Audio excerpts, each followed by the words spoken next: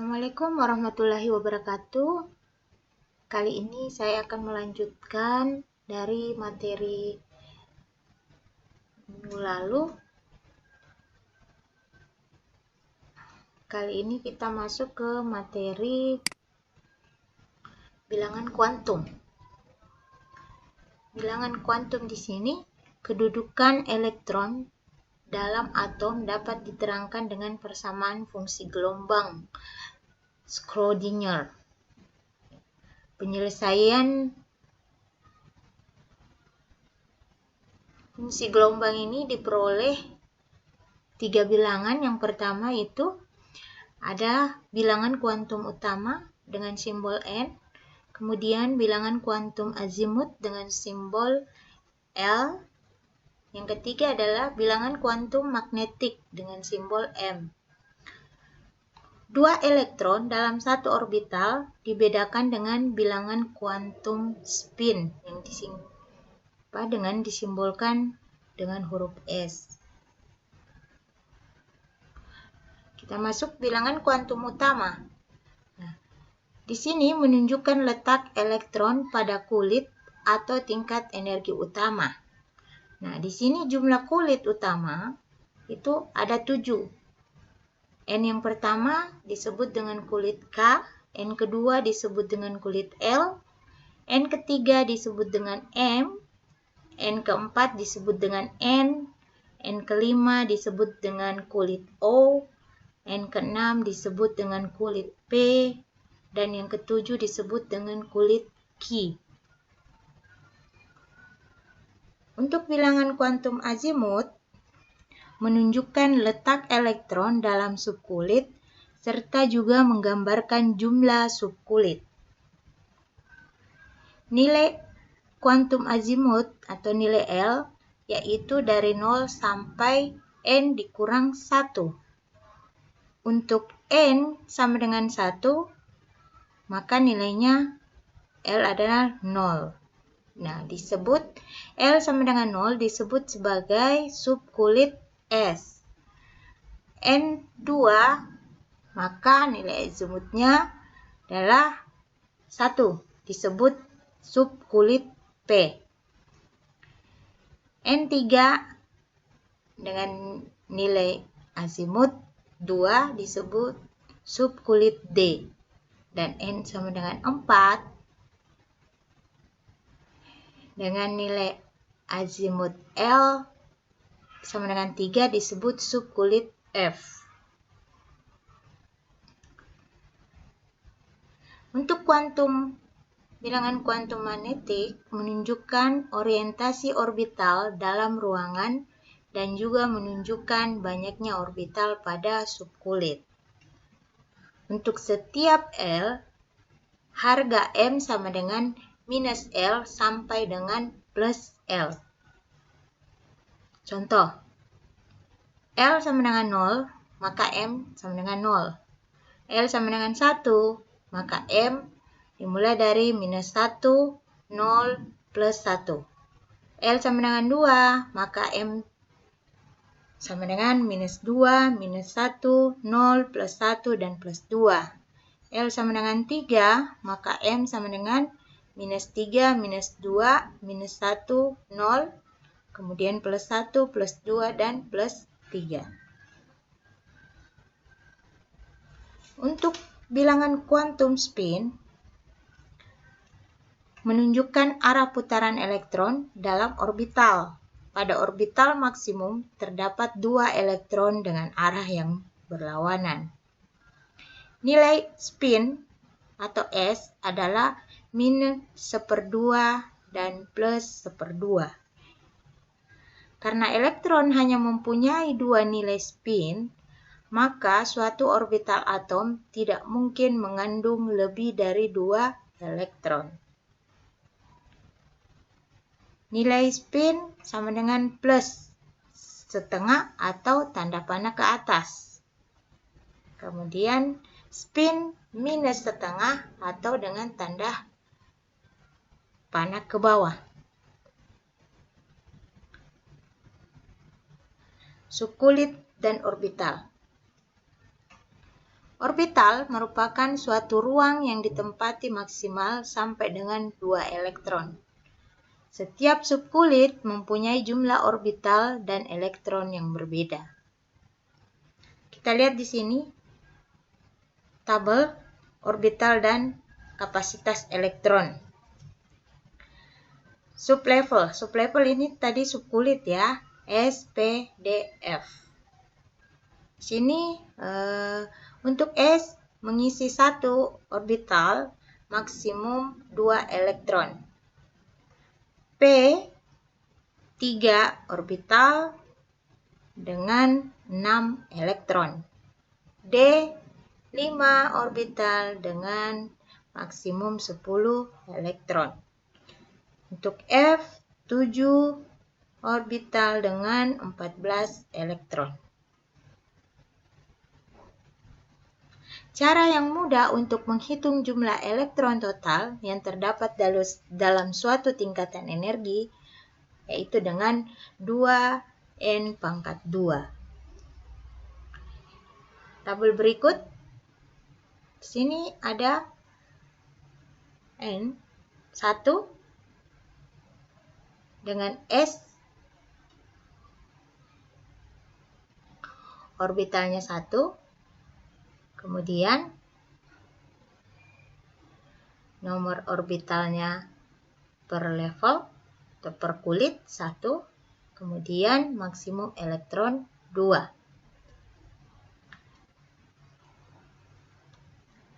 Kemudian untuk kulit N sama dengan 2, jadi dia hanya mengisi kulit S dan P dengan orbital 1 dan 3. Jadi jumlahnya di sini ada 4. Maksimum elektronnya adalah 2n pangkat 2. Dari mana dapat? 2 dikali 4 pangkat 2 sama dengan berapa?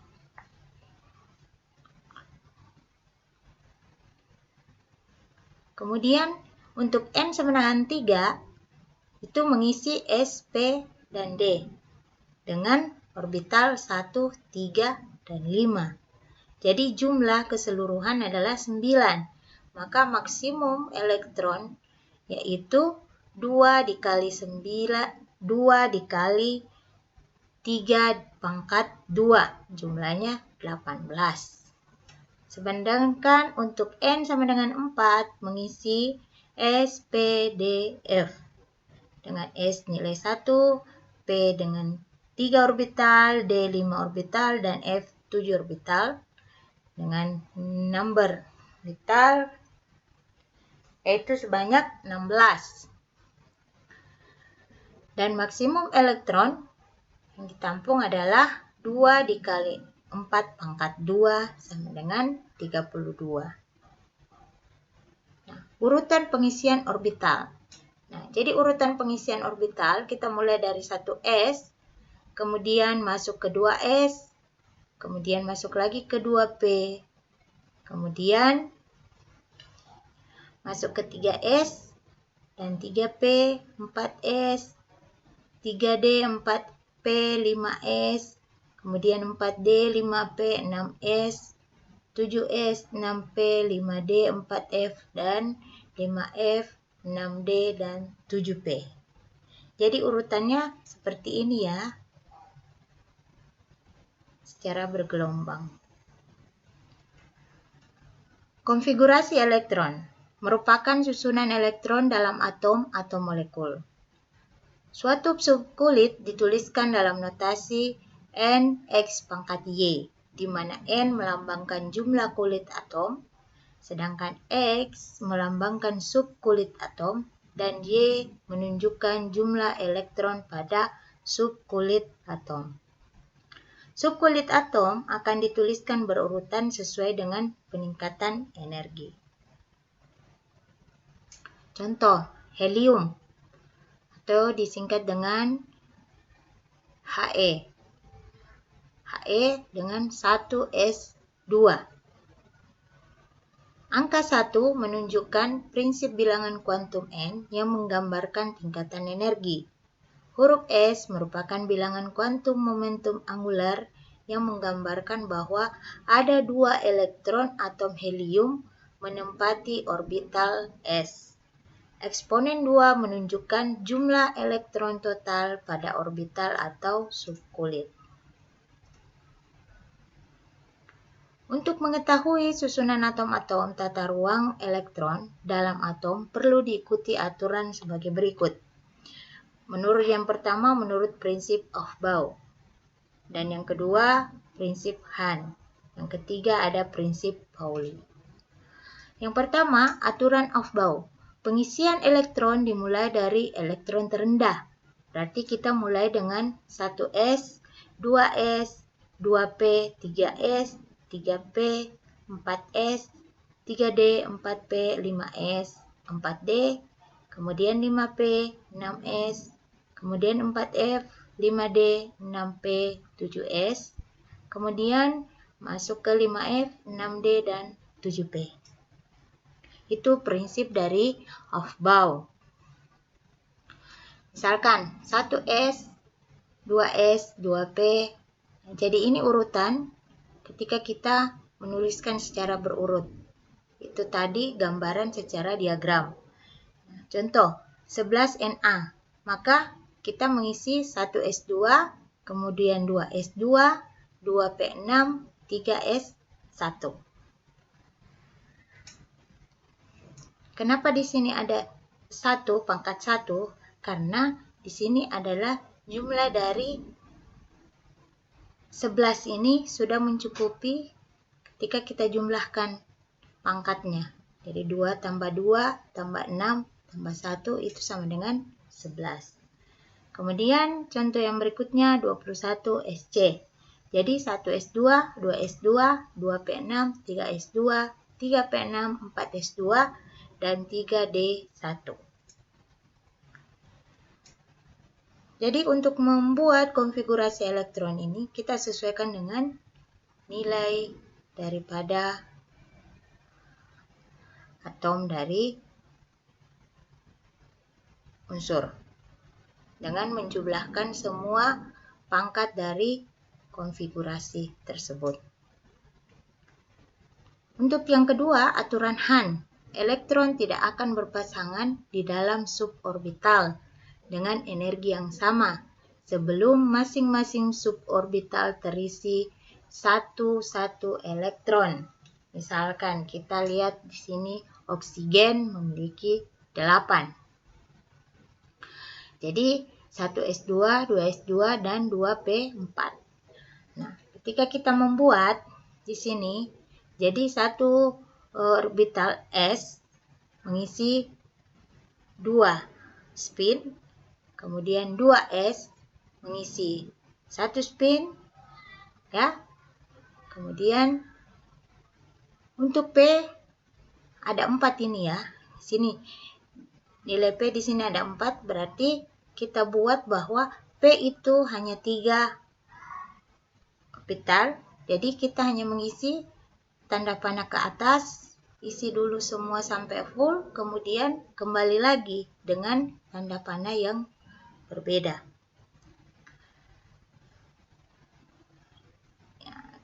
Ketika ada misalkan contoh yang ini ya, kebetulan untuk 1s langsung dituliskan, kemudian 2s kita tuliskan panah ke atas dan panah ke bawah, sedangkan p-nya itu kita langsung menjadikan pasang-pasangan, itu salah.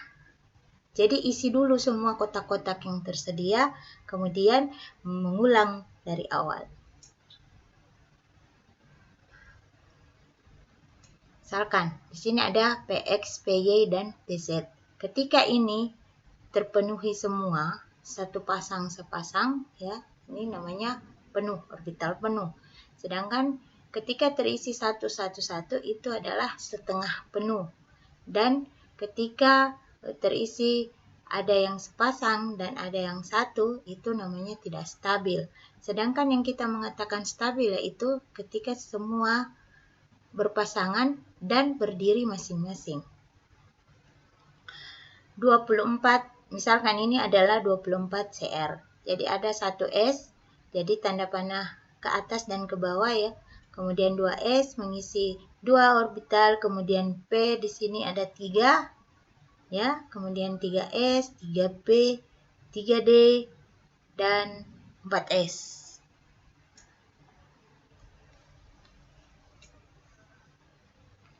Kemudian yang ketiga adalah aturan larangan Pauli.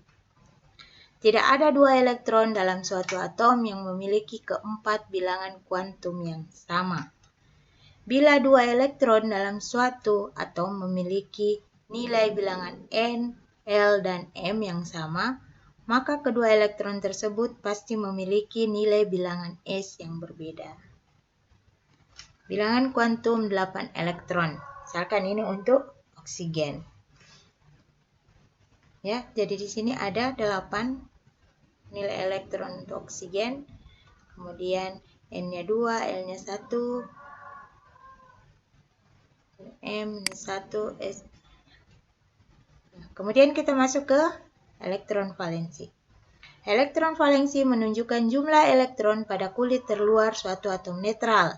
Cara menentukan elektron valensi dapat dilakukan dengan menuliskan konfigurasi elektron.